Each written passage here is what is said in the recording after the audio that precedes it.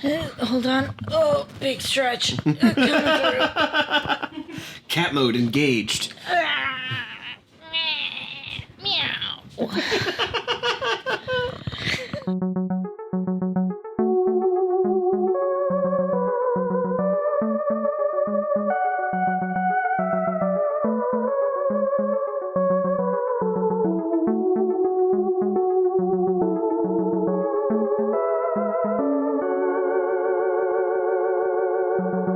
Hey, everybody, and welcome back to another episode of Who is My Doctor? Who is my doctor? Who is indeed. I'm your host, Zach, and I know a lot about Doctor Who. And I'm also your host, Cassie. And I know a decent amount about Doctor Who now. You definitely do, and you're about to learn a whole lot more. Why is that, Zach? Because Please tell me. Today we're doing a very special episode where I have you look at the various Doctor's outfits throughout the years. Fashion. Yeah, we're doing a Doctor Who fashion show, as it were. Strike a pose. Go, Vogue. Let your body who to the muse. Who to the music. Yes, this... I mean, I've kind of wanted to do this with you for a little while since we started doing this show. I thought this would be fun. Oh, I've been dreaming of this Well, for so long. Do we want to tell people a little bit about that? I don't know how much we've gone over your costume expertise. Oh, my background. Yeah. So I went to school for theater design, and I'm gonna drop the bit. Yeah, Give up on it immediately. Yeah. Specifically started costume quote unquote career in high school. Mm-hmm. Was very fortunate enough to have a director that allowed me to not only perform but to also design the costumes for a lot of the shows that we did.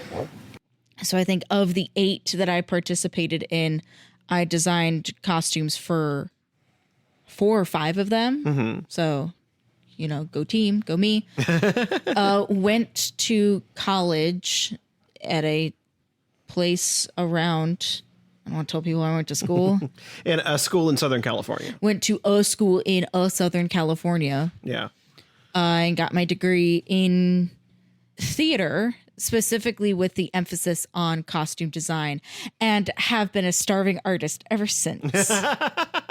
But, you know, you made a Doctor Who cosplay very recently. I look at costuming now more as a hobby and a special interest, I think would be the term that I've learned since going to school and being like, oh, that's my major. I don't think costuming should have ever been my major. I do think that I would have done a better job going to school for like business, which was not something that young Cassie thought. I specifically was like, I want to major in English and language arts and theater.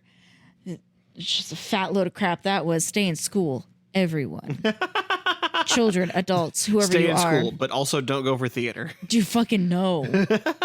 In LA? Was I stupid? Was I on drugs? Yes. But I have a very deep appreciation for costume design, and that is something that I have always been interested in and I gravitate towards when watching any sort of media is what are the people wearing? How are they wearing it? Mm-hmm. Which are 2 very different questions which are 2 very different things. Because what you're wearing, it's like a very good example is Star Wars. Mm-hmm. If you had a character like Han Solo wearing a fresh, pressed, and clean shirt, vest, pants. Mm-hmm. Yes, he could still be wearing the same costume, but it's the fact that what he's wearing has specifically been weathered to match his character. Mm-hmm. Tells you a lot about who he is, what he's about. Same with like Captain Jack Sparrow. Mm-hmm. You don't have these characters wearing clean, pristine outfits unless they are from a position of power in which even still a cufflink can be missing. Yeah. A collar is slightly twisted. How a character is wearing their costume informs a lot about how that character views themselves, how their overall demeanor. Are they high maintenance or not? Are they somebody that does take special interest in what they're wearing? Do they not care? All of these things. What a person is wearing informs so much about their personality. And because in this particular case, we're dealing with a character that is so diverse in the fact that it is the same concept of a character. It's the same. He has the same, or they have the same heart. But it's the fact that every person that portrays this particular iteration of this character plays them different, and therefore they dress different. Yes. I'm very excited to dig a little deeper. Yeah. And learn some more about this character that I feel like I have a pretty decent understanding of now. Yeah, I would agree with that. And yeah, so just to let everybody know, this episode we're specifically looking at all the classic Doctors. So this is everything from 1963 up to 1996, basically. So I'm getting a lot of lore. You're getting more or less. You're getting a lot of lore. I mean, I didn't really Like personal lore, not like world lore. I didn't really include much in the way of stories. I mostly included any major look differences that these characters took over the course of their tenure. Some of them changed more than others. So you'll get more. So you'll see more looks for some people and less looks for others. I also put in their TARDISes. Because those change, and their various sonic screwdrivers, dildos. Yeah, so those are included as well. Just because they're predominant accessories for certain. Obviously the TARDIS is a set, not an accessory, but the TARDIS decides when it wants to change. Yeah, I had considered also very heavily doing some of the companions, but the companions don't have set looks. They will change every story. Well, that's a whole other can of worms. That's the thing, is it became such a big can of worms. I was like, maybe I'll just do like some companion highlights as a future episode. But for now, we're just doing the classic Doctor. So this is Doctors 1 through 8, as well as a couple of smatterings of other things in here we'll talk about. But I am curious to see what we do, because this is combining two of your great interests. This is costume design and 60s sci-fi television. I'm so excited. And I do have a little secret here before we get going. Obviously, I can't do a Cassie Profassi for something that has no story. I imagine that this is a non-canonical episode. People will skip over this one. But I will say that for me anyway, as is tradition for our special episodes, there will be a Zaki Profaki. And so I have guessed a couple of things I expect you to say in this episode. Oh, no. And I will tell you at the end if what I said, and two, if I was right. All right. I don't like this. All right. Well, let's. And I'll also notate, this is only a game you can play when you are actively dating your co-host, yes, or you are best friends, which we are both. Yeah, when I know you well enough that I can just sort of guess at least I have some strong opinions as to what you might say. But let's get going here. Let's start things off with the first Doctor. Hooray! First up, we have the first Doctor, William Hartnell. He ran from November 1963 to October of 1966. Because he died, yeah, or he was sick. He just got sick. Yeah, he was in his, I believe, his late 50s at the time. So he just got sick and he couldn't keep up with the demanding production anymore. Late 50s? I believe so. Yeesh.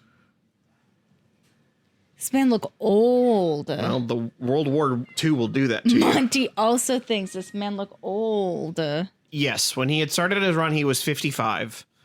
He was a smoker, so that's where a lot of it comes from. He also, was a war veteran, so there's just a lot of things aged the man. Can't imagine why. But I think smoking in particular was the big one. He ran until he was 58. I mean, he survived through the first 10 years of the show, so it wasn't like he died. He just was too sick to keep up with the production of the show anymore. But his central outfit was a double-breasted ebony velvet town coat with a shawl collar, a beige tweed waistcoat over a white shirt with a ribbon tie that, to my knowledge, came in at least 3 colors. Blue, white, and plaid, I believe, were the 3 that it came in. He wore gray plaid trousers and shiny black boots. When you say blue, like TARDIS blue or something different? It was like a powdery blue. Okay. Yeah. Obviously, you can't really see that in the in the black and white picture here, but this was the just so people know, I have a slideshow that I have made. I might share that with our Patreon for people who are curious. Yeah. I'm sure they would appreciate it. But the picture I've attached here is was really the only high quality full body picture I could give you for William Hartnell. I mean, I also for context and for anybody who doesn't know, I also worked at a costume house for like 2 years.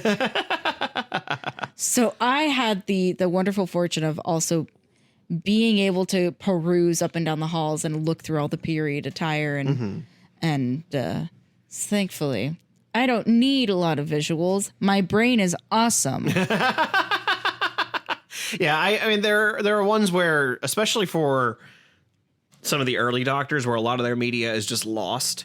Yeah. I really wanted to try and get you some higher quality pictures, because while some of them I could just go into the episodes and take a screen grab for you, for some of these, like, their images are gone. Yeah. And so I really wanted to find some good quality images for you. So how are you feeling about William Hartnell's outfit here? It's a little simple, but it's also he's well dressed for somebody in the 60s. Yeah. Well dressed, but also the choice of putting him in plaid, something that is a rather bold print, particularly for this time. It's not circles, it's not stripes, it's not wild colors, it's still very modest, but it is also a very almost character driven choice to say, here, I'm going to be wearing all of these, a nice little tie, a plain jacket and waistcoat, but here are my cool pants. There's something very almost, I don't know if aristocratic is the right word, but gentlemanly about the way he dresses. Yeah, it's, like I said, it's very nice. Yeah. There's sort of this idea that the first Doctor is just like a really big fanboy of humans and likes to dress according to, and likes to dress like as a period character. You could sort of get the vibe that I put, so the first Doctor liked to wear hats in a way that most modern Doctors really don't. Matt Smith being the obvious exception here. But he wore a variety of different hats over the course of his run based on whatever setting he was in. So some of the pictures I have here for you, he's got this like fuzzy fez-like hat. Yeah. He's got a Panama hat, a top hat, and then at an episode called The Gunslingers, he wore a cowboy hat. Good. He also accessorized with rings, capes, a walking stick, and a monocle. And then whenever they would visit other time periods, this Doctor liked to go along with the vibe of the time he was showing up in. I love that. I have so much respect for that. Yeah, the modern Doctors, we sort of had a joke of Christopher Eccleston saying that he would just change out the sweater he was wearing to go to different time periods. Meanwhile, the first Doctor's like, no, if I'm going to the Romans, I'm going to dress as the Romans do. Yeah, the first Doctor gives me the impression that he is somebody who likes to blend in. Yes. Like if you're a tourist in a new country, as opposed to wearing what you would wear at home. He views all of human time as a comic convention. Yeah. I'm going to Human Con. Yeah. Do you like any of these outfits in particular that I've shared here? The 3 outfits I've shared are from the Reign of Terror, the Romans, and the Crusade. They're all very costume housey, which fucking makes sense. Yeah. I imagine at this point in time, the BBC would go, we'll just pull something. We're not going to make anything new. We'll just pull something out of storage, which, hey, if it works, it works. Yeah. Why wouldn't you use what you have? Yeah, this was the Doctor. I mean, the Doctor really hadn't had that embracing of having a look yet, which is both a blessing and a curse. Because on the one hand, you don't have an iconic look for him in the same way that we have David Tennant's huge trench coat. Yeah. But on the other hand, we get looks like this where the Doctor clearly gets to enjoy being in the time periods that he goes to. He gets to play pretend. Yeah. And that brings out a side of his character that that in retrospect is new subtext. It's for this at least, and I know we have more to unpack and more to look at. This iteration of the Doctor definitely feels new in the sense where he's like, oh, I'm going to explore the space. I'm going to have fun here. It's interesting because he technically is the youngest Doctor, even though he's one of the oldest actors to play him. Yeah, so I agree with that. I think it's a very interesting outlook. Because then if you do jump ahead and look at, later recent stuff, 9, 10, the things that I am, for lack of a better term, more well versed in, them having the stubbornness to say, yeah, we're going to Pompeii. I'm not changing. I'm just going to wear I'm going to wear what I wear because I'm the Doctor. That's why, as opposed to one who's like, I'm just going to wear this cute little hat. It's got a feather in it. I'm going to wear this cute little hat and I'm going to parade around in a cape. Yeah. Yeah, I really like that aspect of the first Doctor. It's a shame that a lot of his historicals are missing. Even the image I have here on the right, the Crusade, only 2 of 4 episodes of that exist right now. So I had to find a good quality image in the 2 episodes that aren't just blurry photographs. Yeah. Yeah, he's a fun character, and you could really see. So William Hartnell had basically, up until he played the Doctor, had mostly played war characters, and he was kind of tired of it and wanted to move on. Okay. And so you really get the sense of him really putting a whole other aspect into this character of like a warm grandfatherly type. This is him playing make-believe. Yeah, this is him getting to be a kid again as far as an actor goes, and I really like that. That's wonderful. This is the first TARDIS. This is a set photo from I can't remember which episode it is, but it's obviously it's a production set photo. I'm so like bamboozled right now because I, for a very brief moment, perceived the blue as being gray. So as I'm looking at the wall and the floor, I went, oh, this is all in black and white. But then I clocked the red chair and the golden spire, and brain went. And the like off green or like the mint green console. Yeah. And now brain has gone, hang on, floor is blue. The set sucks. I mean, this is before they really knew the show was going to take off. And this is also using only 60s technology. That's the thing is I'm forgiving the outside. I'm forgiving the door. Yeah. The door I can absolutely just look away. It's the choice of the red chair, the golden spire, but then the like 60s mod furniture in the corner, because even the control panel itself, absolutely that's what shit looks like in the 60s. My God, that is correct. The center of the screen is very correct. Everything around it is wrong. And if you look very carefully here on the right side of the screen, you can see that after a certain point, the roundels stop being carved in parts of wood and are just wallpaper. It's the being carved, and then there's a pause where that is very clearly a panel.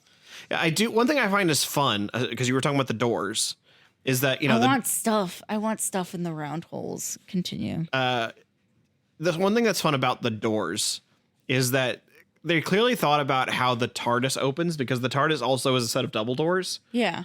And so that's just the way the TARDIS doors looked for a very long time. Like basically the entire classic series, the doors look like that. Okay. But the thing that's weird that I don't think anybody thought about until the new series is that, sure, they can look like that on the inside, but we can also see the outside of the doors, and they do not look like the TARDIS's doors. They do not look like a police box on the outside. Yeah. So that was a sort of a correction they made. I mean, obviously it's the whole concept of Doctor Who is a little silly, so I don't think they needed to take it that seriously. This TARDIS we actually saw a few other rooms in too.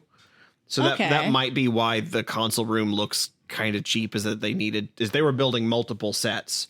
It's also I forget that we're seeing a wide shot. Yes. You would not see a wide shot of this. Yeah, you're seeing a wide shot of it. You're also seeing it not for it not being lit for the camera. This is with the studio lights on. Yeah. So like the image that we are seeing, yes, is very good quality, but it is inaccurate for the show. Yeah. And obviously the colors, I think that the colors are there for the actors. Like, it doesn't need to be like this mint green color. but it's there because it gives the actors a feel that they're messing with something more science fiction that the camera might not be able to pick up. It's not stainless steel. Yeah, exactly. It is specifically mint. Yeah, exactly. I also, if you look at the police box here on the right, I think it's just that the floor is like my least favorite shade of blue. yeah, it looks like an elementary school gym floor. Like that's the one part that I'm like, why have mint green console and blue floor? Because on camera it's just a gray and a different shade of gray. I know. That's like how the whole Addams Family house is pink, because that shade of pink registers beautifully. I mean, in black it's also and white. worth noting that, you know, when I showed you the third Doctor was exiled on Earth, and they didn't really go in as TARDIS because it was for probably a large reason that the set was designed for black and white. It wasn't designed for color. we can chalk that up to the TARDIS having her makeover moment for an entire season. Yeah, if you look here on the right hand side, you'll see a picture of the TARDIS from the outside. You could probably guess that's a mini. That's not a full size TARDIS. What? But even then, the thing that strikes me about the outside of the TARDIS in this era is that it looks old and dirty and broken up. It looks sad. Yeah. Well, here's the thing that I think is interesting. It looks like it was caught in a flood. The thing that we have now is like a TARDIS that is so polished and bright blue. Like Matt Smith at one point even describes his TARDIS as the bluest blue. Yeah. But now a police box is a novelty thing that basically belongs exclusively to Doctor Who. Yeah. In the 60s, those things were new. And so when the show was new... Hold on. My brain is cracking. So basically, when the show was new and police boxes were modern, they made it look old. And now that police boxes are old and the show has brought it with it, it looks new. When I thought police call boxes were a product of the 50s. Yeah, 50s and 60s. Okay. Yeah, they were around then. They were a modern thing. And so to make it look like it had traveled in time, they made it look very old. And now it's the opposite, where to make the TARDIS look like it's traveled in time, they make it look new. I wonder if it would benefit now from a little George Lucas makeover and have it go back to looking dingy as hell. Yeah, I mean, there are certainly plenty of times where the TARDIS does look pretty dingy. For one reason or another. But then as soon as it comes out of its little time vortex, the Paris posters burn off of it and it looks fine. Out of its little time cocoon, it becomes a beautiful TARDIS butterfly. Yeah. I need to know, do you know what the gold thingy is? I've been calling it the spire. Truthfully, I think it's a lamp. Hi, Catholic here. It does look like one of the candlesticks that would be on the altar around It very well could be the podium that the Gospels are read from. It's giving Catholic Church in a way that's almost making me uncomfortable. Same with the I'm little triggering chair. you with the first TARDIS. Similarly with the chair, it's very priest. So that small corner of the TARDIS is very church. Yeah, which is very interesting because because England isn't Catholic. England is the Church of England, so it's very interesting that it has that like Catholic feel to it. It's also because Catholics love or at least like back in my day when I was going to church, it was either you would go into churches that were very modern or ones that had the veneer of being very old, despite only being maybe 20, 30 years old. But there would be stuff in it that was supposed to look like it came out of a cathedral, despite the fact that it itself was only relatively young. Yeah. But I mean, that could also be the vibe that they're going for in the TARDIS. Yeah. Here's this thing that is very new to you, but is very old. Look at our dingy chair. Aren't we so old? I picked this up from the 70s, but right now it's 1963. Isn't that neat? Yeah. Moving on to our next Doctor here. We're moving on to the second Doctor, Patrick Troughton, who held the role from November of 1966 to June of 1969. Hey. And he dressed very much like the first Doctor in a lot of ways. He's got the same black coat, plaid pants, even sports a lot of the same accessories. You see the little blue ring there on his finger. The first Doctor wore the same ring. But you were saying like earlier a about talisman. what was that? I said like a talisman. Yeah, you've been talking about about the difference between not just what you wear, but how you wear it. Mm-hmm. You really get a sense of like the difference in how you wear something when the second Doctor is wearing it, because his pants are held up higher, his bow tie was always crooked, and his clothes always seemed wrinkled and worn, like he had just woken up in them. Yeah. This is the only outfit he owns. Basically, yeah. What do you think about his look here? Straight up thought he was wearing a kilt. It's like, what a cool choice. I mean, he might not have, but his most prominent companion, Jamie McCrimmon, is a Scotsman who does wear kilts. I can't remember. I'm sure someone will correct me. I feel like there's an episode where they both wear kilts. I think it might even be the episode where Patrick Troughton picks up Jamie. I think it's also, at least for this particular photo that you've chosen, it cuts off right mid-thigh. Yeah. And there is no discernible, like... break in the pant. There's no discernible spot that is like, wow, that's crotch. Yeah. because his pants are being worn exceptionally high. Yeah. None of these other pictures are helpful, Zach. The second Doctor also had a fondness for hats, and one of his most famous quotes was, "I would like a hat like that." So here are an assortment of hats that he wore across his look. I love that. Do you like his big stovepipe hat? Yeah, of course I do. He's got a knit cap, headdress. His little scar. Yeah. And then he's got his own little special set of suspenders, and he liked to carry around a recorder. Oh my God, he's just a quirky girl in a 2012 indie rom-com. Manic Pixie Dream Doctor. Oh my God. It's the special suspenders and the addition of the recorder. What the fuck is this? It's Zooey Deschanel as the Doctor. You're not wrong. People had joked that his hair looked like a messy beetle. Yeah. Yeah. I mean, it's also, because you said Zooey Deschanel, the bangs aren't helping. Yeah, the bangs are not helping. But yeah, Patrick Troughton played the character almost like a clown. Like I'm getting two very different vibes. Where in one of the images that you have when he's in the little like knit beanie, mm-hmm. he has the face of a De Niro, mm-hmm. just very like deeply carved, serious, but the lighter eyes, so you know he's being sincere. Mm-hmm. But then when you pan over to the next photo, he's wearing silly suspenders and playing a recorder that matches his ring. Yeah, a mixture of TARDIS and powder blues. I'm so conflicted.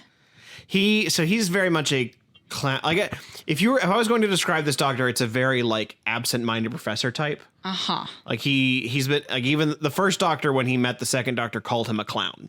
So there's a very like, he plays it like a character that is very smart but likes to pretend to be very stupid. Can't think of a single person like that. Yeah, I don't know who would do that. It's also worth noting that he was the biggest inspiration for my personal favorite Doctor, the 11th Doctor. Yeah, I can't think of a single person. Which is why he wears, which is also worth noting, he wears the bow tie. Granted, not quite as big and showy a bow tie as Matt Smith does, but definitely still wears a bow tie. A crooked bow tie. A crooked bow tie, yeah. Jesus Christ, it is crooked in every picture. It is crooked in every picture, yes. Oh, man. He never straightens that bow tie. Come on. Well, it was a character choice for him, too. I know, but I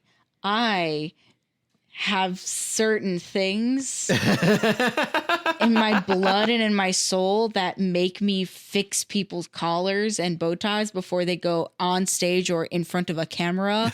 I, as a costume designer, would have curled up and died if my actors went, no, it's key that it is crooked. Leave it just a little bit crooked. Yes, he was very much... touch it not. He was sort of the clown Doctor, to be certain. And you really get that in the vibe of him like wearing, pants that are held up too high, up by suspenders with Lucky Charms printed on them. It's also the like, I have noticed a lot of times in cinema, if you are somebody with a penchant for silly hats, mm-hmm. you're usually kind of a goofball. Yes. Case in point, the little boy in Mr. Megorium's Wonder Emporium who that's his whole personality trait. Like, he's kind of an oddball kid, but he has a hat for every occasion. Mm-hmm. It's just this guy has hats for no occasion that he will wear anyway. I do wonder if it's just something where, like, I don't know, like if you have a proclivity to wear hats. Yeah, I do really like the stovepipe hat is just so silly, especially because it's so like crumpled up. It looks like the Sorting Hat from Harry Potter. Yeah. This doctor also had 3 different sonic screwdrivers. That's a fucking kazoo. Well, that's a kazoo, that is a glue gun, and that is a pen. Move on. So let me talk about these real quick because I do think you'll appreciate. So he had 3 different sonic screwdrivers. Only the back 2 were actually called sonic screwdrivers in the script. The first one was just supposed to be a prop that did one have a sonic screwdriver or no? One did not. This was the first sonic screwdriver, and each one was only scripted once. Each one of these 3 you see here only had one appearance. The first one was a prop someone made that Patrick Troughton supposedly dropped and lost. And so his bright idea to fix it was to grab an item off of another costume, to which he grabbed a whistle off of a life vest. So that's what you're seeing there is a recreation of a life vest whistle that he used as the first sonic screwdriver ever. He lost it. The second one is an actual prop that was made for the name sonic screwdriver. The first prop was just an item that screwed something in with sound. And they didn't call it a sonic screwdriver until the second appearance. They called it a magic whistle. Yeah, and so this was an actual prop made by the prop department, and so it has this sort of like gun-like handle to it. Yeah. And then, as far as I'm aware, the production crew lost that one, and so they had to find another one. And so someone just went to the store and bought a pen light, and that is now the second Doctor Sonic screwdriver. It was just a pen light. Jeez Louise. Because. Like, yes, the first one they lost before they even started filming. The second one was a life vest whistle. The third one they lost after filming. And the fourth one they just bought at the store because they were tired of losing these things. I mean, at that point, too, you then have the confidence of knowing if this third one gets lost, we can go to the store and buy another. Yep. It's literally called an Ever-Ready pen. We can go get it. Is it really an Ever-Ready pen? Yes, Ever-Ready was the brand of the pen light. It's really funny. Yeah. The second Doctor's TARDIS didn't change, so we're not really need to talk about that at all. I will say each one of those 3 sonic screwdriver iterations does just look like a collection of things I would have won from the magazine sale. Yeah, you're not wrong. Yeah. Just things where as a kid you're like, oh, if you send in enough box tops. Yeah. Did you ever have did you have the guy that somebody in our audience just rose their hand, they know what I'm talking about, having the demonstration of the magazine where you have to go around and sell magazine subscriptions, and then you got Q-chips? I didn't have Q-chips, but it was just like dollar amounts. We specifically had Q-chip. They were metal coins with Qs on them. I think I still have one like hiding somewhere in my menagerie of things. But I specifically remember some of the prizes being just crap. Just absolute. So we had, our guy was called the Weeble guy. And he made these little characters out of pom-poms that had their own unique personalities. Those were Weebles. You could get a Weeble for 1 Q-chip. Those were my favorite things. They're very silly. I would have Weebles on everything. But then there would be the magic decoder pen and the... Be sure to drink your Ovaltine. It's just a crummy advertisement, but shit like that. And so looking at the Doctor's screwdrivers, I'm like, yeah, a whistle 100% would have been one of those prizes. A glue gun that doesn't work? Yeah, absolutely. A pen. Do you know how hard I would have fought for a pen light?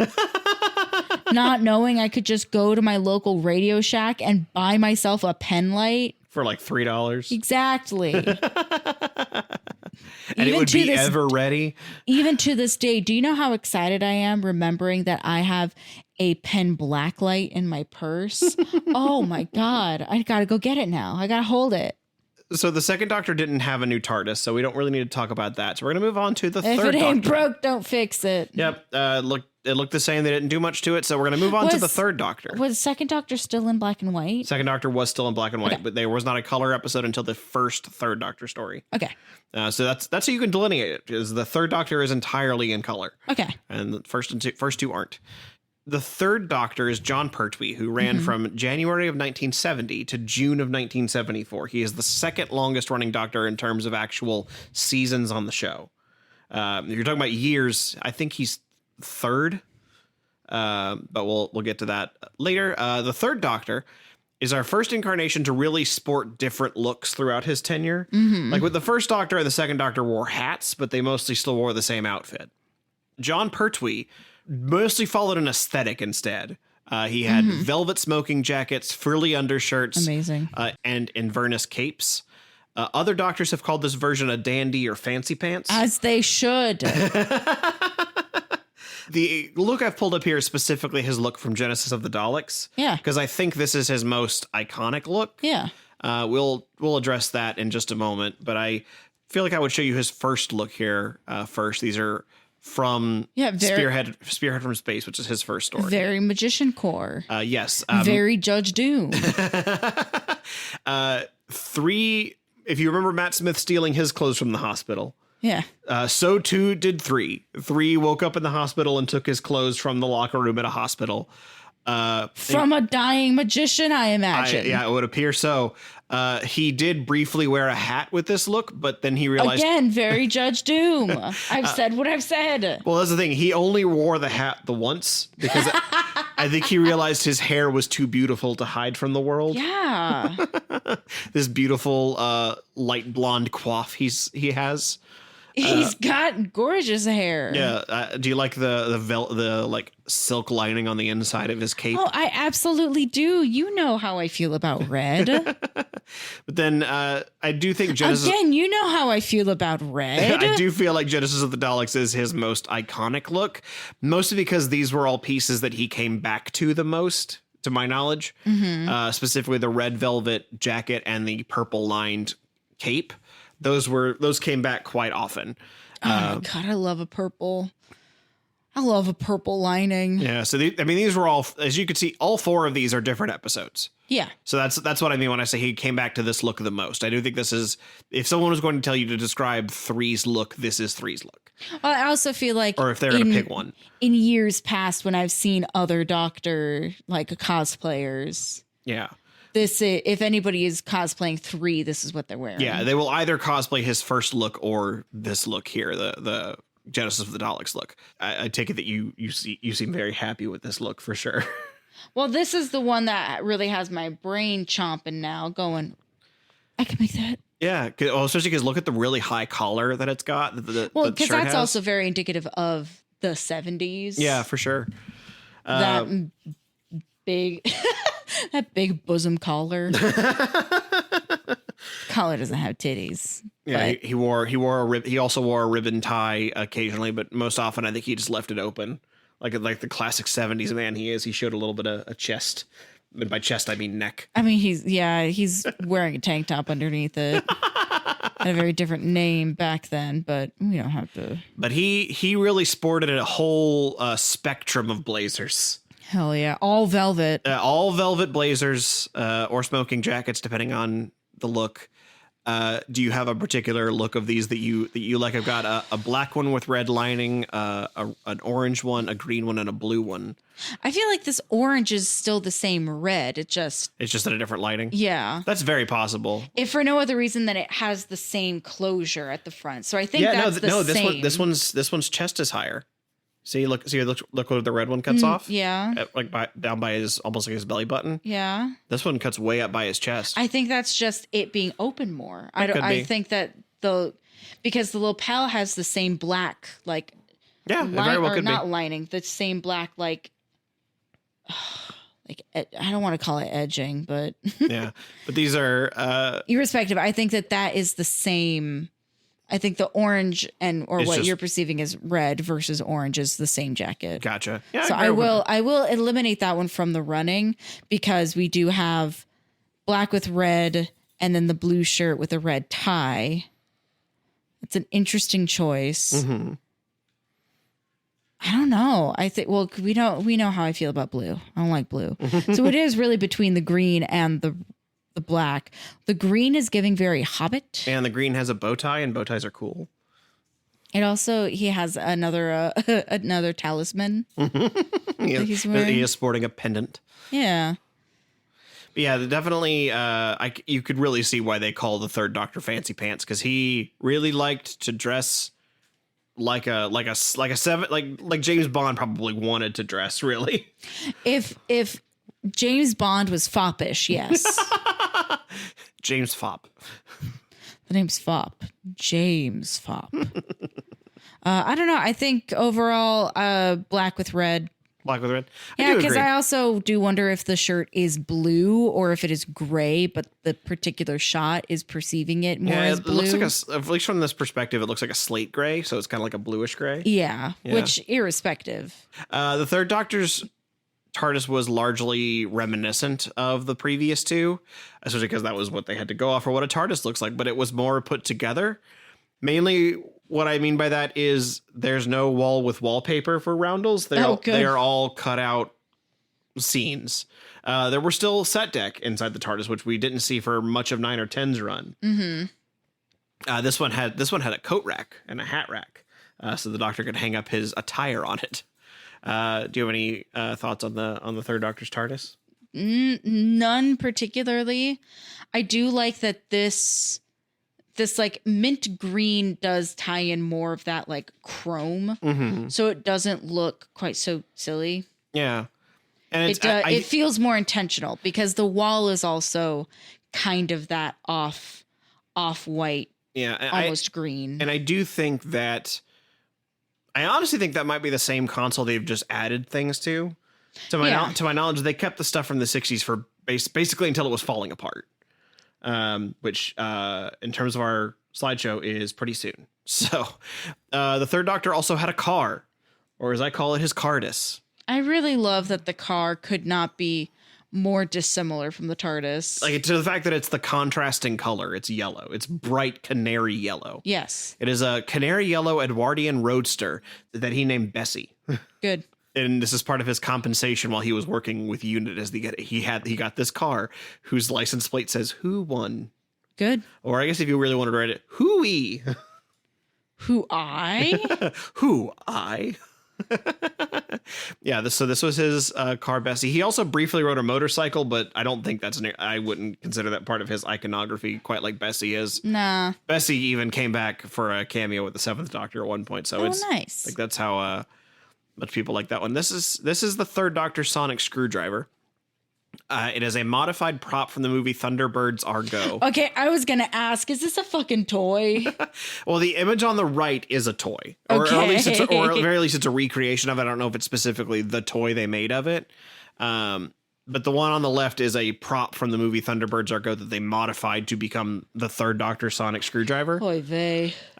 You could tell pretty quickly that this has one very strong difference from our modern sonic screwdriver in the sense that it is held upright as opposed to pointed at things. Mm-hmm. I don't like it being held upright. That doesn't make any sense to me as a sonic screwdriver. I feel like a screwdriver should be pointed like a screwdriver. Mm-hmm. I do get the idea that like the sound waves that it emits are coming off the little diode at the top, but it is what it is. I think it's fun. Yeah, it is fun. I like holding it upright like that. I do like the yellow on it. I do think the yellow and the reds are fun little additions. Well, because it looks like his car. Yeah, it does look like his car. Because Bessie has a red lining around the windshield. Yeah, and they kept this sonic screwdriver from 1972 to 1982 when the writers felt the sonic in general had become overused. Can you imagine feeling the sonic screwdriver was getting overused, Cassie? No. That feels like a joke to modern Who fans. Yep. A thing that he's using constantly, and like a large part of the show is dedicated to time saying why the sonic screwdriver can't fix a problem. But yeah, this was the third Doctor Sonic. And now we get to move on Yay! to Scarfy McBig Hat. Scarfy McBig Hat. We've dubbed him that for a reason, because the Doctor matched his 6'4" figure with a 7-meter long rainbow scarf and chocolate brown fedora. Hooray! I'll have you know, every time I've worn my scarf, which eventually I would like to remake to actual dimensions, it will take forever, but I'm willing to accept that challenge.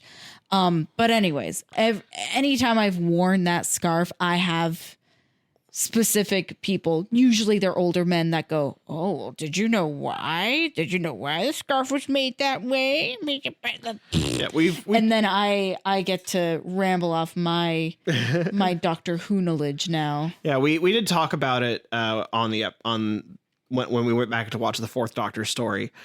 But just to reiterate, in case anyone's tuning into this one first, the Fourth Doctor's. I want to tell it. You want to tell it? Go for it. So the Fourth Doctor's scarf is the way that it is because when they started talking about what design to go with for the Doctor, the director handed the costume designer a bag full of yarn, and she misunderstood that as, got it, make scarf with only this yarn, and did a little bit, made a random pattern with all of the yarn that was given to her, which then made a 7-meter long scarf. And then was it Tom Baker that went, "I fucking love this. We're keeping it. Notes." If I had to guess, it was probably Tom Baker, and I'm sure the producers also agreed. I couldn't tell you specifically, but that is sort of the story of it, was that they wanted a scarf because they were specifically basing his look off of a French poster of a man wearing a scarf and a hat. Very Muppet Christmas Carol. Yeah, that was who the Fourth Doctor was specifically creating an homage for when they started doing this outfit. That is why he's wearing a scarf. That's why he's wearing a hat. That's also why there wasn't much else dictated for this look. This is my favorite look. Yeah, most of the outfit was an assortment of blazers, waistcoats, neckwear, and even different shoes, often just pulled straight from Tom Baker's own closet. Excellent. I know. You go, Brick Man. Yeah, I know that they had, some costumes for him, but if you told me that everything but the scarf and the hat were his, I would also believe you. Yes. Well, also because he's a big dude. He's 6'4". That, I mean, when I was doing shows and designing for people, if I had actors that were not like petite little angels that were bigger, I'd say, "Hey, like, I know that I could go out and find you new pieces. Let me hear what you already own, because then I know it already fits you." Yeah. And that is saving me where, if, with the caveat of, if you're comfortable with us using pieces from your own wardrobe in this show. Yeah. But especially when you're dealing with actors who are half giant, yes, you absolutely say, "What do you have? What can we use?" Yeah, he's tall, he's gangly, he's got a big head of hair, he's got big eyes. Eyes have nothing to do with what a person's wearing, though, Zach. Yeah, obviously not anything to do with what they're wearing, but it was a big look for him. I do love that even his own pants are cuffed. But after that, for his very last season, they did decide to give him a set outfit. An even bigger scarf. I could not find the measurements for that scarf, but it certainly looks like it is Hey, bigger. Zach, I know what I'm making next. Yeah, they changed. It certainly isn't a longer scarf. He changed out his iconic rainbow scarf and brown hat for a head-to-toe burgundy set.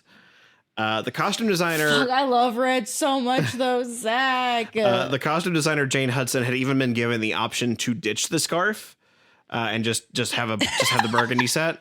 Jane went, no. I have an idea. Yeah, basically. Let's make scarf, but longer. Yeah, so she decided the scarf was too important to the Fourth Doctor's image to discard it.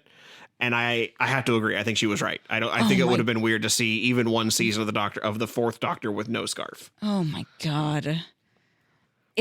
Considering that he is as tall as he is and the scarf is looped around his neck, once normal, and then another time that goes down to his knees and then loops back up around.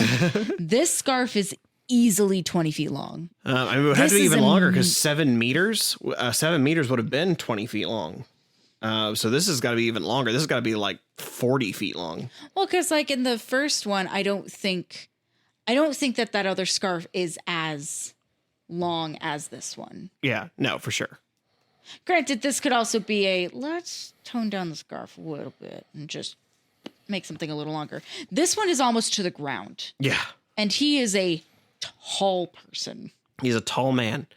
He also, if you see here, he occasionally sported a hat, a wide brim hat. The wide brim hat picture does not look like a, it looks like a day at the races. It looks like like an image of my mom and her friends at the Kentucky Derby. I like this image that I've added here of him sitting in this same chair, but at the other angle. And the scarf is looped around him so much that it looks almost like he's wearing a blanket, but then you can also see the scarf is tossed over the chair. The scarf is a snake. That's what people don't tell you, is that this scarf is sentient. But then this wasn't an episode. This wasn't an outfit he wore for a whole season. This was just a story. This is from a story called "The Talons of Wang Chiang," where he wore this sort of like Sherlock Holmes-esque outfit. Fantastic. And I really think it's only Sherlock Holmes because of the hat. I think once he takes the hat off, as you could see on the right, it just sort of looks like a suit. But it is. I do like all the layering, and I do like that he just sort of looks really dorky in it in a way that works for the Doctor. Yeah. So, all right, what am I looking at here? So there is a shirt, waistcoat, blazer, coat, another coat, scarf, and then a third coat. I don't think this look had a scarf. I think what you're seeing there is is just one coat with a paisley lining. Oh, okay. Even still, we have waistcoat, Yeah, we've got a blazer and then blazer, a coat. and then coat. Yes. Or not full coat, because it does look like in the other one his arms are popping out of it. Yeah, so it's sleeveless, but it's some sort of weatherproof material for sure. God, and that must have been hot too. I mean, it is the UK, so depending on when they were filming, it might have been nice. Yeah, but if you're in a set, and there are lights and no air conditioning. Yeah, I guess that's true. But or if you're in the sewers, there's no air conditioning there. But if it's a British winter that you're filming that in, True. Yeah, so I could definitely see it being really, really hot, but I could also see it being really, really nice if it's December in London. Yeah. In his very first episode, it took the Doctor a few tries to get the outfit right. Amazing. I wondered if you had any opinions on these, on the Viking, the Clown, and the King of Hearts. I love each and every one of them. The Clown is my favorite. Duh. I specifically like the pose he's doing for the Clown and the King, where he's just like, eh? Yeah. God, could you imagine a Doctor fully wearing a clown outfit for 3 years? Yes. For 3 seasons of television. Now, did I just hatch an idea where I'm going to create my own Dr. Clune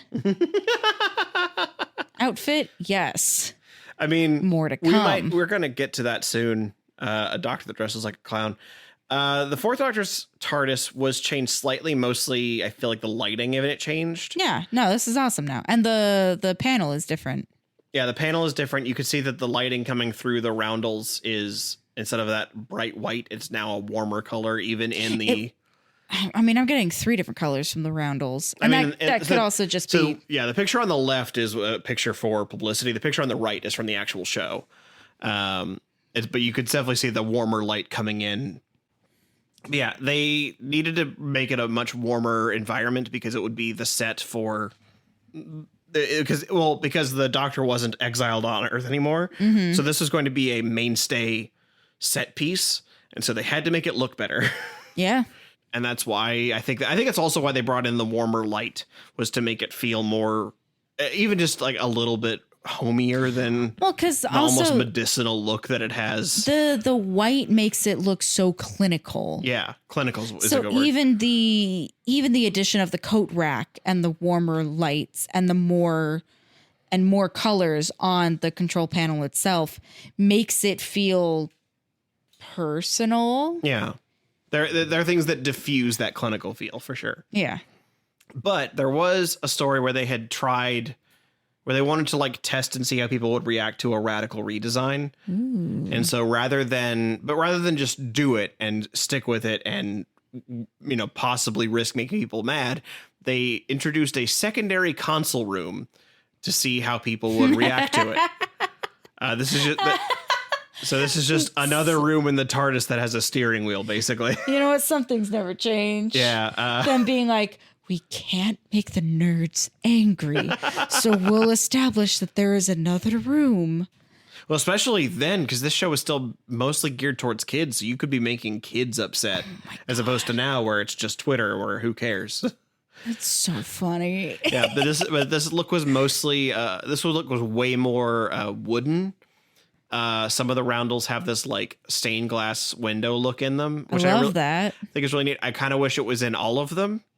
I don't like that it's just in a few of them. Well, it's also the fact that the stained glass doesn't seem to have any meaning. Yeah, and like it's not like, oh, it's specifically a sun, a star, a moon. Yeah, it's or not, like, oh, this is like, what am I thinking of? Not geographics. Oh my God, constellations. yeah. They're constellations for where. Why are words escaping me? Because we've been talking for an hour already. Maybe. Where is Doctor Who from? The UK? Genocide. No. What's the planet? Gallifrey? Gallifrey, thank you. Oh, man. Yeah, there's no constellations that take you to Gallifrey. They're just kid art. Yeah, they're not like... Well, what could be interesting would be things like Roman numerals to represent the time on a clock, or clock faces themselves, or do things with the Gallifreyan symbols. But instead, they're just kind of generic shapes. Yeah. And which isn't. So like I said, I just kind of wish there were more of it. Maybe not in every single roundel, but if it was like but in if half they of had them, broken up the three in the row and said, oh, here's one up top. Yeah. And then here's a row of nothing. And then here's another one down below that. Yeah. I think it's a good start. I also I don't like the console at all. Oh, I do. Like it looks like a desk. Yeah, that's the thing is it looks like a desk, but all the buttons are just like rows of the same color. Yeah, that's wonderful. Makes it easier to count, Zach. Yeah, I guess that's a good point for you. Thanks. Let's move on to the Fifth Doctor now. The Fifth Doctor is dressed mostly in a cricket outfit. Yeah. He's got. I would say this is the most posh Doctor I think we've seen. Yeah, he which wears. is saying a lot. He wears striped trousers, a knitted sweater, a collared shirt with question marks sewn into the collar. He also sported a beige frock coat, an ivory Panama hat, and a piece of celery pinned onto his lapel.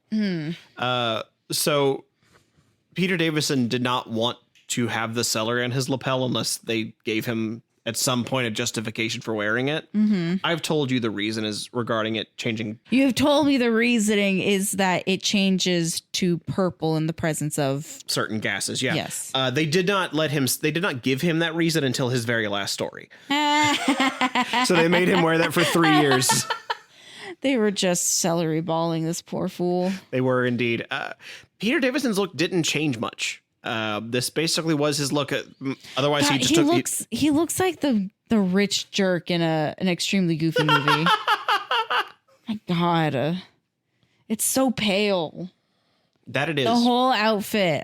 This is my least favorite one. Yeah, there are things about it that I think are amusing. Like I do think it's very amusing that the Doctor is just dressed for cricket. There's something about that that's just kind of silly to me. I think it's the specificity of the sweater vest. Yeah, he does also have his own fancy little suspenders.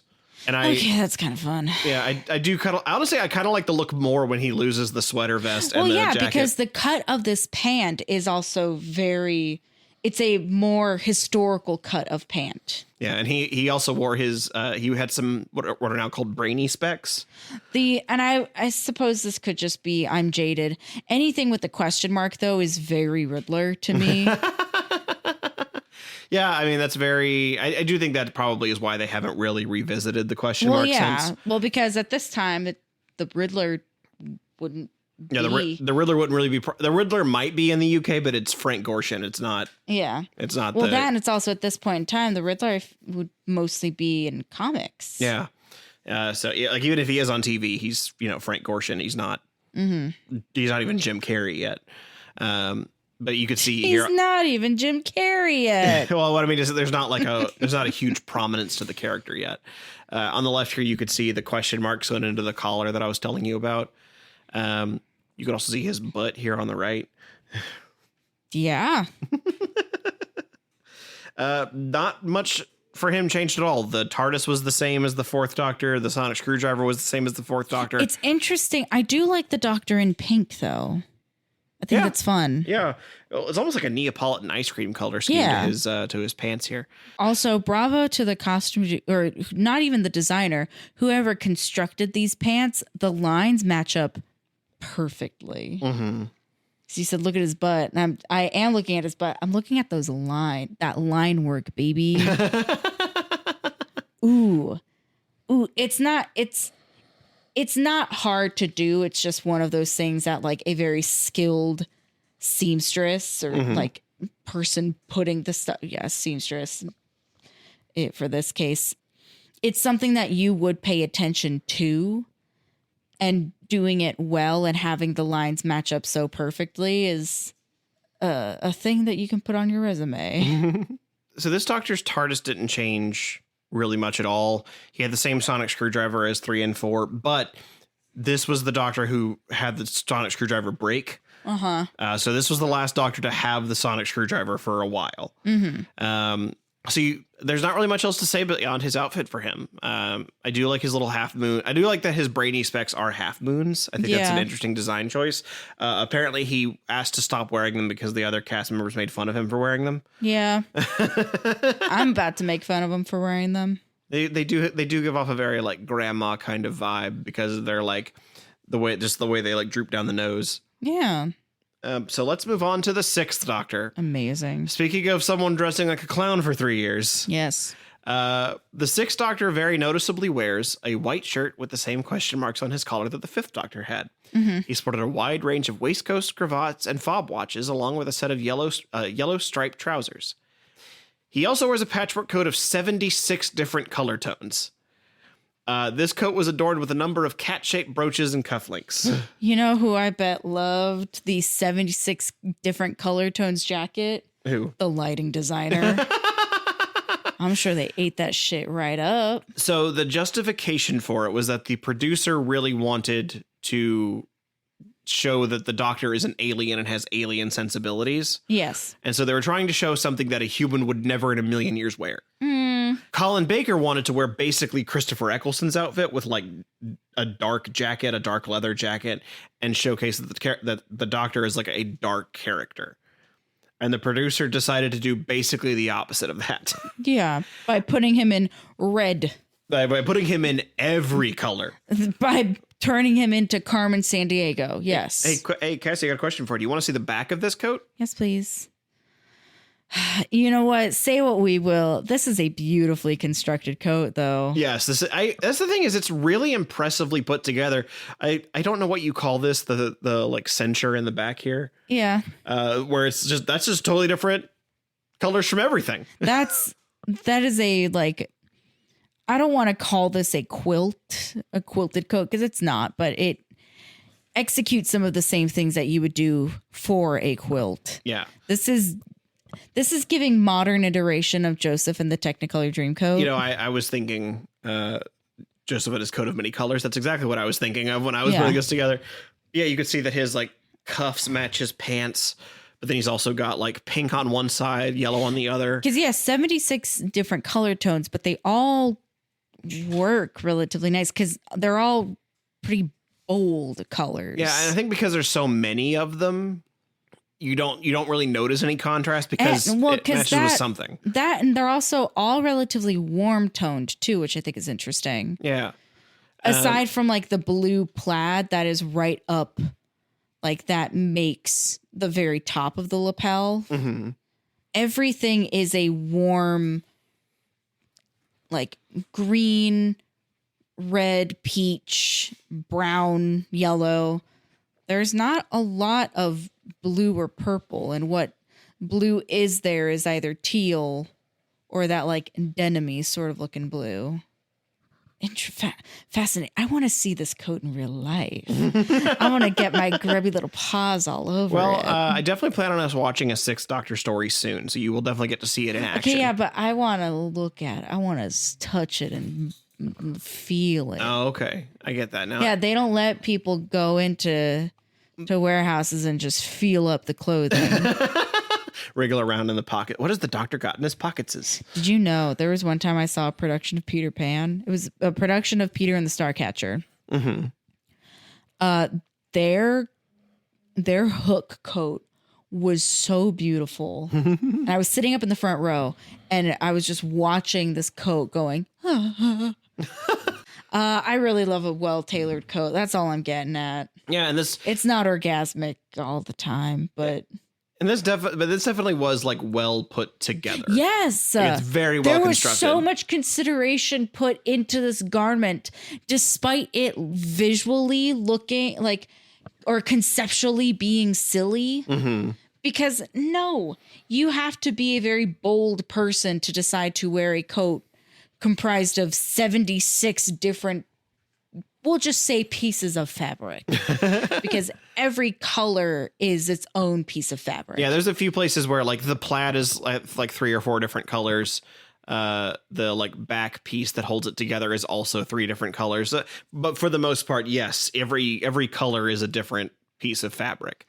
I do really like so much work put into one garment. I do really like the electric blue buttons on his waistcoat here.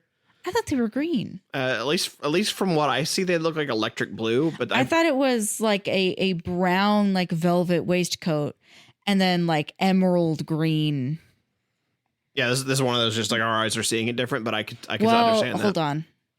Oh yeah, they are blue, aren't they? Yeah, I do think the fob watch chain is green though. I think so. This sucks because for our audiences at home, I wear pink tinted glasses because I get migraines. So sometimes I do perceive color very differently because I forget that I'm seeing everything in a shade of pink. Yeah, and you can see that in addition to his many patterns on his coat, also his shirt has like a plaid alongside down the buttons. Yeah, the button placket is he's wearing a ribbon tie that also has an assortment of dots. Oh, it's the same. It's just a very long tie. Yeah. As I said, he wore a variety of cat pins. So I say no more. This doctor is queer. Cat pins and a multicolored coat. What a at the very what least. A bi icon that man is. Yes. So you remember how David Tennant's doctor at one point expressed that he did not like cats? Yeah. Colin Baker's doctor was the exact opposite. Colin Baker's doctor loved cats. Very Sebastian. The pins were the way he decided to express that because he wore a different cat pin for every story he was in. Incredible. Wait. Is that Marie? That is Marie from the Aristocats is one of his pins. Wait. He wore a different pin for every story. And because of that, since then, fans have sent him new cat pins. And so anytime he gets to play the Sixth Doctor, like on stage or something, he gets to continue wearing new cat pins every time he makes an appearance. Iconic. My God. What a beautiful idea. I want the immediate new favorite doctor. Yes. A queen with a different cat pin for every day of the week. This is my Sunday cat. Yeah, there really are 7 different cats here. I think there might be 8, but I couldn't find the 8th one. But yeah, there are at least 7 here for I certain. really like that one of them is Marie. Just Marie from the Aristocats. Yeah, Yes. just plucked them out of either from thrift stores or. Now, is this because Colin really likes cats? I'm sure. You don't make a choice like that Yeah, unless exactly. you are an animal person. Yeah, exactly. You could maybe he likes cats and dogs equally. Maybe he's not specifically a cat person, but he does indeed seem to adore. I want to know where these pins came from. If they are his, or if he pitched the idea to the crew and they went, hold my coffee, ran home, and everybody got their own unique cat pin. I will say I do not know the answer to that question, so I could not tell you. But I do. Zach, why are you hosting this podcast if you don't have the answers to my specific questions? Because I like being a failure at everything, Cassie. Not this so far. This Yeah, he was specifically inspired by a Rudyard Kipling quote. It says, "I am the cat who walks by himself, and all places are alike to me." So he thought that suited the Doctor, and so that's why he wanted to wear the cat pins for the Doctor. very cat from Coraline as well. Yeah, a little bit for sure. But obviously, when that coat was a point of contention because of how loud it was. Yeah. I will say that I do enjoy some of the excuses that they made. One comic says that coat was made to be seen by a color spectrum the human eye cannot perceive. Aha. That's why it looks like that. But to try and assuage it a little bit, this outfit was never worn on screen, but it was a reoccurring feature in novels, comics, audio dramas, and even toys. What's called Blue Coat 6, where he wore this light blue coat, still with a cat pin, as you can see. Yeah. Where the coat itself was turned blue. He wore a blue tie. But it's the same cut of coat. Interesting. Yeah, I mean, in most cases, it was just the same coat turned different shades of blue. I know you're not a big fan of blue, so I'm not going to ask you too much how you think about it. I will say I appreciate the fact that it is effectively identical. Everything about this outfit is identical to the rainbow coat, except in blue. Yeah. Like that's also a feat on its own because they had a solid pattern and they went, great, let's make it again. But this time monochrome. Yeah, and I do think that they find some fun things to do with it, like the fact that it's all blue, like not just the coat, but like the coat, the waistcoat, the necktie, the pants, Like the only thing not blue is the shirt. Yeah, is the white shirt. Yeah, and the cat pin, I guess. But and even that you can, and his like chain. Yeah, but even that's like accessories. So it's like just, you could even cheese it and say that the shirt is like a robin's egg, like very pale shade of blue if you wanted. Yeah, so I do think it's a very like interesting idea for the character. I will admit I do think I like the multicolored suit more. Yeah. Like not just because just because of the actual craft work that went into that, but because I just think it's a really like interesting look. I don't think it suits the Sixth Doctor very well because the Sixth Doctor is a much darker take on the character, and the outfit does not match that tone. Well, no, but I'm also though really chewing on the idea of having a Doctor that is completely monochromatic. Yeah. Not necessarily with blue. I mean, we sort of had that already with the Burgundy 4. Well, yeah, but that's what I'm getting at though, is I do like the idea of this person, this character choosing to only wear one color as opposed to, that's a box cutter. This like either array of colors and patterns, like having, I don't know. I've always been interested in the people that like pick one color as like that's their identity. Yeah. Like the lady who only wears green. The Doctor is a Power Ranger. Yeah, well, like there's I forget where she is, but she just like everything she owns is green. It is all like different shades of, mostly I think she favors like lime green or very bright greens, but everything she has is green. There was a house in the neighborhood that I grew up on that was completely purple. Everything about the house was like a different shade of purple. And I'm just always fascinated by people that commit themselves so wholly to one color. I find it incredibly fascinating. Couldn't be me. So what Cassie had interjected herself with describing a box cutter. I take it back. This isn't a box cutter. This is one of those highlighters that you can go over, but then on the other end is another highlighter so that you can unhighlight what you highlighted. This is the Sixth Doctor Sonic Lance. It's a push pop. He never had a sonic screwdriver, but this is his sonic device, the Sonic Lance, which is close enough for the sake of the thing that we're doing. It's a push pop, Zach. So you're saying that you want to eat it? I am getting hungry.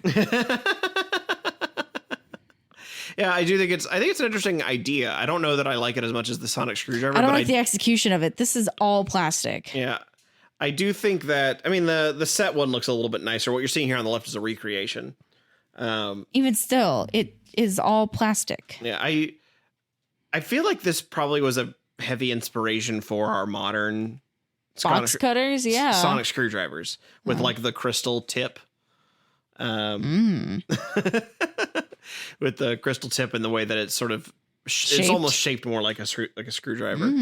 Despite it not being a sonic screwdriver, I do think it's probably the closest to a screwdriver that we get out of the classic series. It looks more like a sonic alien weapon. Yes. Or not weapon, an alien piece of machinery, tool. Thank you, brain. So this is the Seventh Doctor. I'm sorry, is he standing right next to a Dalek? He is standing between two Daleks. Oh, hell yeah. I believe this is a promotional picture for an episode of his. That's why he's standing next to them. But as you can see, he wore plaid pants, a sweater vest covered in question marks. He wore an ivory jacket with at first it was a plaid scarf, but then at one point it swapped out to a paisley scarf. He also wore a white Panama hat, and he held a question mark umbrella, which in my opinion, the question mark umbrella is my favorite accessory of his. Very Poppins, very demure. Very Poppins. Yeah. What do you think about this Doctor's? He visually reminds me of 2. Yeah, I could see that. I think 2, 7, and 11 are pretty close in terms of their portrayal. Especially because Sylvester McCoy was a carnival performer before he was an actor. Carnival? Yeah, he was a carnival performer. He played what did he do? He played the spoons. That's so cool. He also did pantomime. He's a trained mime. I don't think he's a trained mime, but he's a physical comedian in that way. Okay. In the same way that like Rowan Atkinson would be. He held the Sylvester McCoy, who you would know as Radagast the Brown from the Hobbit movies. He was the Seventh Doctor and held the title from September 1987 to May 1996. Hell yeah. So like I said, one of those. That's a long time. That's a long time, but he only had 3 seasons because this was the Doctor the show got canceled on. And so he spent a good chunk of time as the Doctor because the show wasn't running. No one else picked up the show from him. He only really was on TV until 1989. It was in 1996 that they tried to bring Doctor Who back and replaced the Seventh Doctor with the Eighth Doctor. As they moved the Seventh Doctor from being into being this like manipulative chess master character where he had a darker side, you've seen a lot in Tenet where he's like mostly this fun chipper dude, but then every once in a while he'll get real serious. Yeah. They did a lot of that with 7. And so to sort of represent that, they switched his ivory coat for this dark brown coat and tie. But they kept his outfit the same. I don't like it. This vest makes him look a little dumpy. I would like it more if they changed the hat to match the jacket. Like as it is, I liked the ivory jacket with the white hat. Like I thought that was a much more, obviously we're talking about dumpy. I do think that's a much more slimming look because it's white. Because everything all goes together. Yeah. And it's not to say that the darker jacket doesn't go, just because the plaid pants do have those lighter and the darker tones. The sweater vest, I hate this vest. Really? I really, really super do. And I don't know if it's just because like I am so emotionally scarred from sweater vests. Is it the pattern? Is it just the fact that it's a vest in general or sweater vest in general? Yes. Or? Okay. Well, because I went to Catholic school. But Cassie, it has pockets. I don't care. All men's clothes have pockets. That's no feat for me. Even his hat has a pocket. What? It's a pocket for his head. Zach, that's just pocket. the hole. Head pocket. That's the. Anyways, we're getting off topic. Yeah, I just am so emotionally scarred from sweater vests, and like, there's something about the length of a sweater vest that, to me, unless you are a very tall person, and the sweater vest is hitting you right where like the beginning of your pants, the top of your pant, it just does something weird to the body where then it like shortens the legs. And granted, it could be this particular angle that we're looking at, but I think it's the specificity of this like vest that looks a little too big, the pants that are a wider cut, the hat that doesn't match, the umbrella that just doesn't really match the overall, even though like before it super didn't match, it at least gave the illusion of it like being its own thing entirely. Yeah. And now the umbrella more or less matches and it just looks odd. Well, the thing is, everything about this outfit just looks odd in a way that doesn't feel intentional. Okay. I do think I think it's because the umbrella is black. And so now that it's black with brown, it feels like they mismatched two dark shades. Whereas when it was black with white, it felt like it was just contrasting. Well, if black with white is like, oh yeah, well that's just umbrellas are black. Yeah, and he used the umbrella most often as a walking stick. Oh yeah, the umbrella's just black. It's fine. Umbrellas are black. But with the coat being brown, it's like, why isn't the umbrella brown then? Even though umbrellas aren't brown. Yeah. Like I said, I think it's here. It feels like two mismatched dark shades, whereas before it felt like a contrasting shade. This isn't his last outfit, though, because, like I said, he did show up in the TV movie to hand off the role to the Eighth Doctor. He did get one more look. So this is way better. Yeah, I think it's because they let everything sort of match together, and they even found ways to make the things that didn't match come together too. This one there's a brown jacket with a red waistcoat. But it's not brown. It's like a light, like paper bag brown. Yeah. And then they put like a red band around the Panama hat so it matches the vest. Yeah, his waistcoat. Yeah, and so there's a part of it where he looks. You had made a joke about something looking very hobbity before. This just straight up looks like Bilbo Baggins to me. Yeah. Okay. I think it's also because the picture you've chosen is him sitting in a chair reading a book surrounded by a cup of tea and some candies in a dish. This is so Bilbo Baggins. No, I finished my tea. No, this is just very Bilbo Baggins. This is him reading back the book he just wrote. Yeah, and it helps that Sylvester McCoy also was just kind of built like a hobbit. Yeah. Which I guess is why they cast him in The Hobbit. Yeah, that would make sense, wouldn't it? Yeah. But this was the last outfit for the Seventh Doctor before he promptly handed the role off to the Eighth Doctor. Amazing. Right? I had to take a moment there. Originally, this was meant to be someone's costume for a New Year's Eve party. And the Eighth Doctor's outfit features a forest green velvet coat, a paisley waistcoat with gold buttons, a gray cravat, moss green trousers, and in my opinion, this is my favorite Doctor outfit. This is also my favorite Doctor outfit. Are you fucking kidding me? Yeah, respect the drip on this guy. Oh my God. I don't know if you heard every word you said was just me going, yes. Uh-huh. Mm-hmm. And Paul McGann's also just a very handsome man. Oh my God. With a beautiful head of hair. I understand because I did the drawing of Tom Baker before and you said, no, this is 8, Doctor. And I went, I don't know what that means. I understand what it means now. I unintentionally drew Paul McGann. Yeah, you did unintentionally draw Paul McGann. Whoops. And, he was on TV anyway. He was Doctor for one day, May 12th, 1996. That's a shame. Yeah, the day after my 4th birthday. This was a month before I was born. Right? Any particular feelings looking at this man in this outfit? What a fucking shame. Only one day? Right? So that beautiful head of hair. I'm so disappointed. I will say, though, of the outfits, like, yes, that is my favorite. It is the most, like, boring of them. It's the most predictable. Might be what you're like. If you were going to describe a fancy man's outfit, This is a very. You could pick him up and drop him off in a Dickens story and he'd fit right in. It's funny because the idea, I believe, was that he was supposed to look like a character from the Old West. But, Okay. But they took off. But when he put it on, he left the gun holster behind. Like he was meant to be. I think it was meant to be like a saloon owner or something like that. That is the fanciest fucking saloon owner I ever did see. Wow, Jezebel.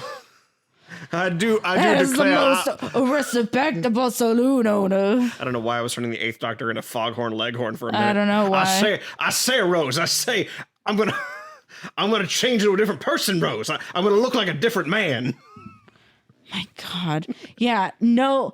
Tab. Hey, has anybody at the BBC been out west?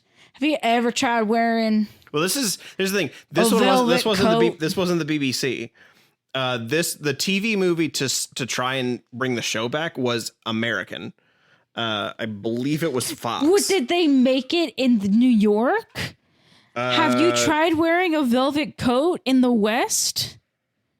I own several. Do you think I could wear a single one? And I am in the West. Yes, it was. They tried to bring it to Fox.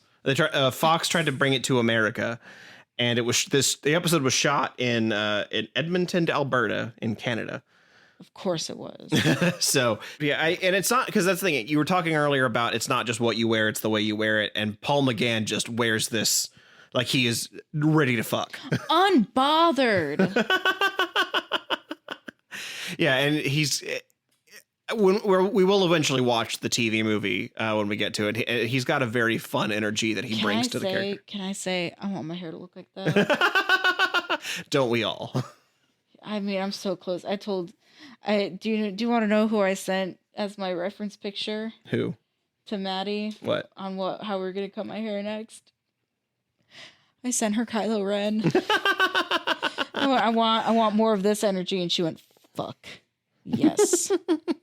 I'll just send her Paul McGann next and say, I want more of this. I want to look like a dandy man. So the Eighth Doctor did not continue on television. He did have an extensive life in audio dramas. One of which was called, there was a series of them called Dark Eyes, where he sported this called Dark Eyes 8, which is an updated look of a dark blue leather peacoat and jeans, which feels to me like a bridge between 8 and 9. Yeah. It's the specificity of the peacoat. Yeah. I don't dislike it.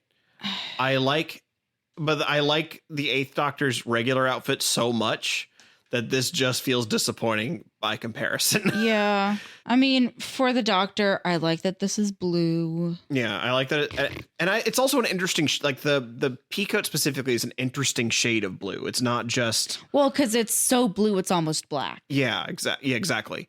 And so I think it's a very fun color. Like it's not one that you see a whole lot in things. And it still has the gold buttons. Yeah, and because Paul McGann has these like ice blue eyes, I do think it brings out some of those for him too in these pictures. Yeah.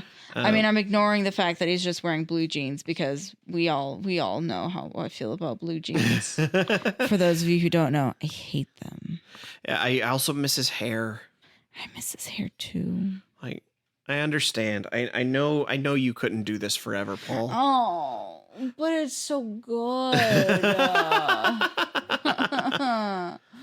You can't show me the old and then bring it to the new and then show me the old again. Because like my only criticism of the old is I do like the green. I don't feel like it's very doctory. I think that if they'd made it a dark blue velvet, so blue it's almost black, and then had like a slate gray pant. Yeah.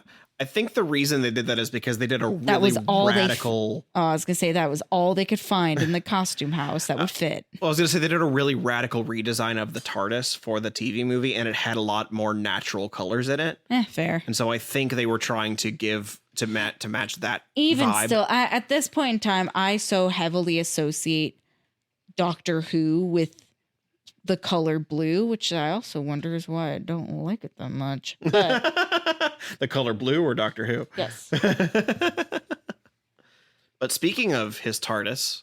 Whoa. Yeah, they did a really radical redesign for the TARDIS where they had. I think they clearly wanted it to feel way more lived in, and they wanted it to feel much bigger because they wanted it to be a place where they could do a lot of possible set pieces in it. Yeah, no shit. Like, this is very Victorian library meets sci-fi. yeah, in addition to having the best outfit, I also think he had the best TARDIS. Yeah. Like, this feels like a house that travels in time. Yeah. You know, I am a big fan of Eleven's TARDIS as well. I do think that's very fun. We'll talk about that when we get to the modern stuff. But yeah, I still think this was one of the best. Like, Fox outdid themselves with this. Like, this was a great idea. Yeah. I like that the console is up on this like slightly elevated stage. I like that the console is lit in blue, but everything else around it is red. Yeah. The you can't really see it in this picture, but the console is wood colored. So it's got like a very like brown. That's why I think they put him in green, was to have it contrast and fit well with the earth tones of the console. If you look in the far back of the picture, you could see that parts of the TARDIS are lit by candle. That's so sexy. And also knowing just like how much the current TARDIS shakes is so dangerous. It's so danger. Wow. Yeah, you get the idea that this doctor fucks. Oh my god. Technically speaking, What? Because of the way it starts, this is the seventh Doctor's TARDIS, because the seventh Doctor is the one reading the book there in the corner. Actually, that's 8 there in the picture, but you saw the picture earlier of the seventh Doctor sitting there. Yeah. So this is both 7 and 8's TARDIS, but it feels like 8's TARDIS because it's so his, and it's only for the TV movie that spawned him. So it's such a great thing. This is another replica because the only image in the movie is kind of small, but the screwdriver came back for the TV movie. Also, this is the last one that got held upright.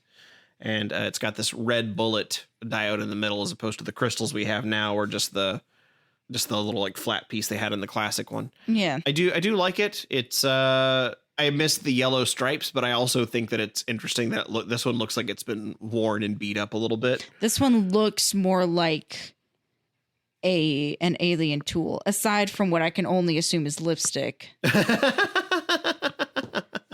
And now we get to move on to some, you could call them almost doctors or not doctors, but they are technically the Doctor. This is the Shulka Doctor. This was the 9th Doctor before Christopher Eccleston officially took the role. Cool. This is from an animated special called Scream of the Shulka, where he was played by Richard E. Grant. What's a Shulka? It's an alien. Okay. Yeah, it's the alien enemy of the episode. Okay. He sports a long, dark coat with an attached green collar and short cape. The coat itself appeared either black or a darker green, depending on the composition of the animation. Interesting. I have always thought it was a darker green, and it just looked dark and it just looked black in other lighting. But yeah, what I was reading is there are at least some people that think it is a black coat. So I have left it open as to what it is. But to me, that definitely looks green. I mean, it's the same, especially if this is animated. Yeah. It's like all of the debate on if Batman's suit is black or blue. Yeah. Because most of the time, especially in comics and anything that is supposed to be evoking a comic, to highlight black, you use a very dark shade of blue. Yeah, so they may have done that where it was to make it black. They just used a dark shade of green. This is a worn down black. Yeah. And black is an amalgamation of all color. Yeah. And so this could very easily be green or black. Yes. I think it's interesting if it's green. Yeah. It does tie into Fuck Daddy Green's jacket. From Paul McGann, you mean? Thank you. Fuck Daddy Green. Yeah, it ties in together beautifully with that. Yeah. I think it's more interesting if it's green. It is giving low key. A little bit, especially, but it's also, this was many years before the Thor movie. So it's also specifically the green with gold is so now synonymous with Loki that it's hard to disassociate the two. I do like the interesting, like, pointy way they've styled his hair. Yeah, this Doctor also looks like he fucks. I mean, it's Richard E. Grant, so probably.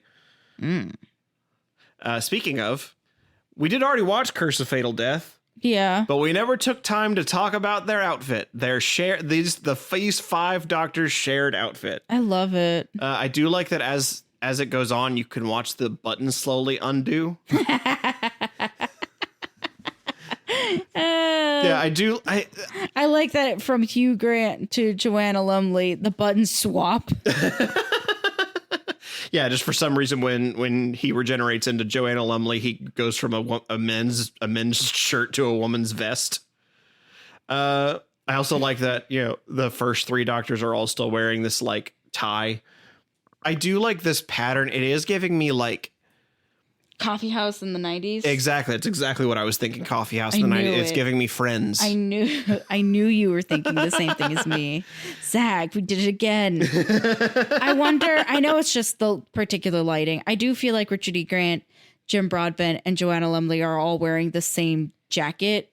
But for whatever reason, Hugh Grant's jacket, they said, let it be brown. I know it's just the lighting of the photo. I think it's the lighting or the color grading on it. Because I do like it. And also Richard E. Grant here again, playing the Doctor twice. Hell yeah. One's playing the 9th Doctor and now technically playing the 10th Doctor. Or actually it was the other way around. I do like the outfit. There's a part of me that wishes we could have seen them wear something a little more unique each, but that also wasn't the purpose of the sketch. No, and frankly, this outfit does look like if you put vibes from every Doctor in a blender, because it is the velvet jacket. It is this multicolored shirt vest. I think it's a vest. Yeah, it's a vest. You're not yes or knowing me right now. Because I don't know either. I think it's a vest because Rowan Atkinson is wearing this like very dark burgundy. You can see the collar popping out of the top of the tie. I do think it's just Richard a very E. Grant, you can't really tell, but I think that's just because the photo, his hand is up. And so you can kind of see it. No, it's actually Jim Broadbent is who is telling me, because you could see that he's putting his thumb into the sleeve of the vest. Yeah, and his collar is very discernibly this like bright cherry red. Yeah. And then Hugh Grant is unbuttoned, but that shirt's brown. It's just a very high, brown, high and vest, then Joanna Lumley is also wearing the same like reddish brown. Yeah. It's just it is just a very high buttoned vest. Yeah. I do like it. There's a part of me that really enjoys this look for a Doctor, especially for a sketch, because it doesn't. The thing that makes it work for a sketch, but I don't think would work for the regular show, is that it looks flimsy, if that makes sense. Like, it doesn't look like it's built out of the same material as the 6th Doctor's coat. Yeah. This looks like they pulled it off the rack. Yeah, absolutely. Yeah. So, but I do like it. I do think it's fun. And then they probably just I also really like the idea that they're all wearing the same vest. And I think they actually, now that I'm looking at it, the men most certainly are. Yeah. I think they made something different for Joanna, but I'm like 99% sure that the men are all wearing the same vest. They're either wearing the same vest or they may have gotten them in different sizes, specifically for Jim Broadbent versus Richard E. Grant, because it appears to fit both of them despite them having very different builds. Well, yeah, but it's like where the colors are, where those patches of color are the same. Mm-hmm. And if this is a like patchwork vest, because the person who's tipping it off for me is Joanna, since hers is still the same patchwork like print. Yeah. It could have just been like Sisterhood of the Traveling Vest, where the same vest just so happened to fit these 4 actors in different ways. Because it's very possible that it was designed to fit somebody, or it was designed to fit Jim, but most of the time vests have the little like cinchers in the back. Yeah. So they could have just pulled it tighter. That very well could be. For Richard E. Grant and Hugh Grant. Yeah, that very well could be. And then that's what I would have done. Getting more into the not Doctors. This is a character from a 6th Doctor season. Mm-hmm. He was the bad guy called the Valeyard. Mm-hmm. The Valeyard supposedly manifested between the 12th and 13th Doctor's incarnations. Mm-hmm. So he is, technically speaking, one of the an incarnation of the Doctor, but it's dubious, and that's why I call him a not Doctor. Mm-hmm. He acted as the prosecutor during the 6th Doctor's season-long story, The Trial of a Time Lord. Mm-hmm. His outfit consisted of a black robe with white trim, a stiff silver collar, and a black skull cap. Now, I will say he's specifically dressed for Time Lord trials. This may not be how he normally this is dress. Formal attire. Yeah. Yeah. What do you think of this look, Cassie? Yeah, I think it's fun and interesting. Okay. Yeah. Especially for a space judge. Yeah. especially with that. The black skull cap, I think, is also really interesting. I like that better than him without the hat, to be honest. I think he needs the full look together. Yeah. But yeah. No notes. No notes. I think it's fun. And then finally, we come to Peter Cushing's Doctor Who, because instead of playing the Doctor, he played a human scientist named Doctor Who built the TARDIS and dealt with the Daleks in a pair of films that capitalized on the growing popularity of the Daleks. This fancy grandpa wore a corduroy blazer with a powder blue ascot and a peach waistcoat. Very number one. Very first Doctor? Yeah. Yeah. This even down to the little ascot, plaid pant, brown coat. I do like his little glasses. Oh, I love a little pair of his knees. You know what I'm talking about. Yeah. What are they called? Hey, audience member. Pince-nez. Thank you. Yeah, I love a little pair of pince-nez. Yeah, I do like his look. I do think it's very fitting for especially that era of the show. I do think it's a very good translation. When was this? This would have been very early in the show's run. I think it would have been 1964. Okay, I think so. The first one is just called Doctor Who and the Daleks, and so it's very. I do think it's interesting. I do like Peter Cushing as an actor. I don't know that I like him as a doctor, but he also isn't playing the Doctor. He's playing Doctor Who. He's playing a man playing the Doctor. He's playing a man whose name is Doctor Who. As you can see, he's standing here playing with Oh, I hadn't noticed. with a Dalek's hand. I do think he's a very interesting look. I do think it's very reminiscent of the first Doctor for sure. Yeah. Is there any look you want to look back on? His little mustache is very silly to me. Are there any looks you want to look back on, or any thoughts you have here at the end of our look at the classic Doctors? Nothing that's really coming to mind. I mean, I am really now just boiling in my what if Doctor was clown. So that's what I've been really distracted with and thinking about, because I want a clown outfit so bad. I want to make a clown outfit so bad. So that may or may not be making an appearance at some point. 2025. How are you feeling about the Doctors overall? Of course, you stop it, Paul McGann. You snake.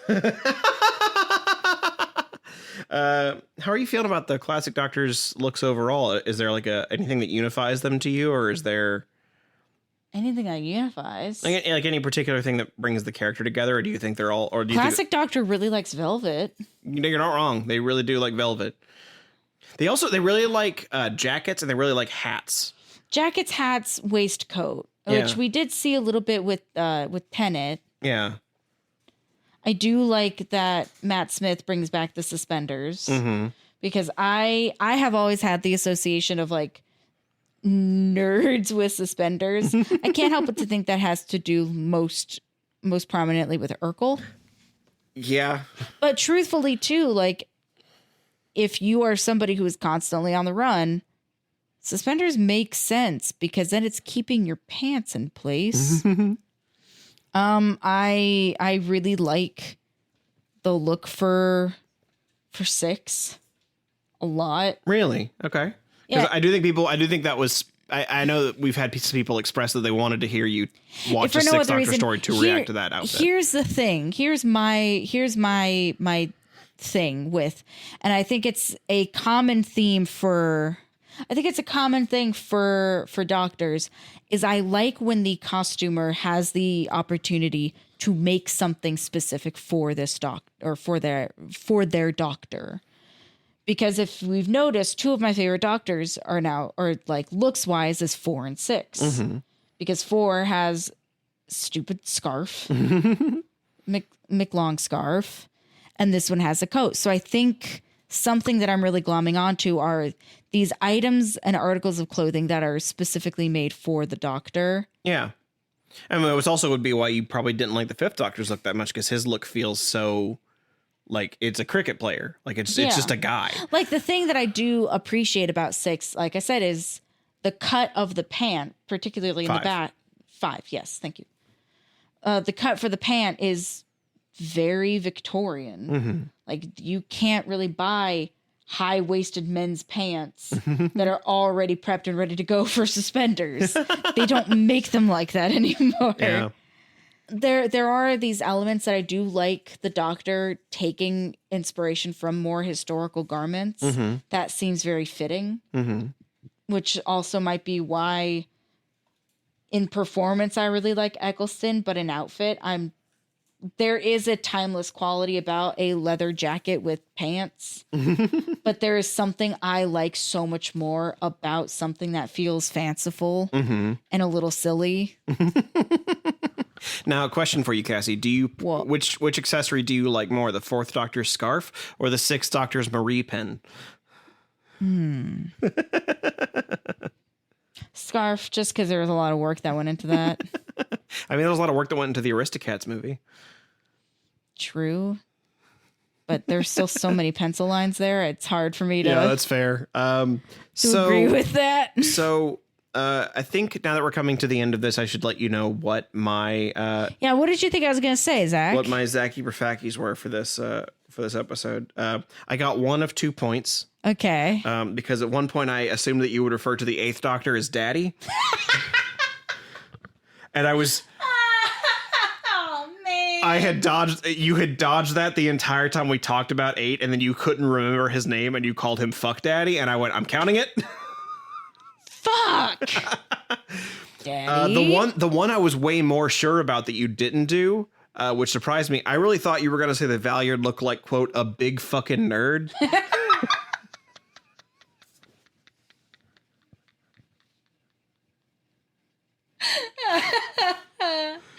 And just so you know, I did write those down so you could see that I'm not fudging it there.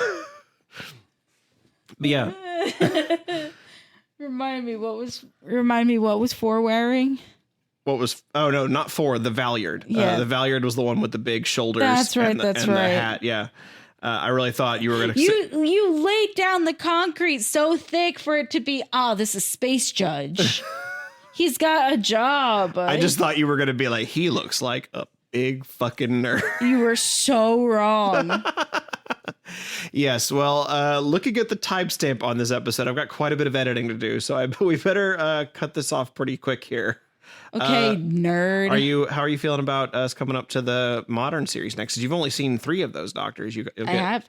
I see. The thing is with modern Who though is now that we are up to what I'm familiar with, I do know more or less what the next ones wear, just not in gross detail. So I am looking forward to knowing them a little bit more intimately. Yeah, so we will get to that on the next episode of Who Is My Doctor? Who is my doctor? Who is indeed? Big fucking nerd.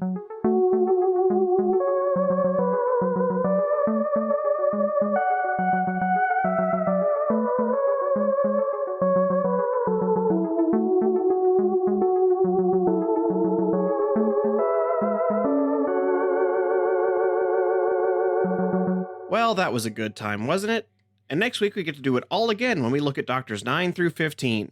If you're excited for that, be sure to subscribe to this podcast. Give us a like or 5 stars wherever you're listening right now. And if you really want to help support us, you can find us on Patreon at patreon.com/whoismydoctor, where you can get episodes like this a whole week early. That's right. If you're curious about our opinions on the modern Doctor looks right now, you can pledge any amount to get access to that episode right now. You can even join our $5 patrons, Andrew Blewett and David Gansel, to have your name read in the outro like I just did. For everyone else, we'll see you next Tuesday, because your Tuesdays are now Who's Days.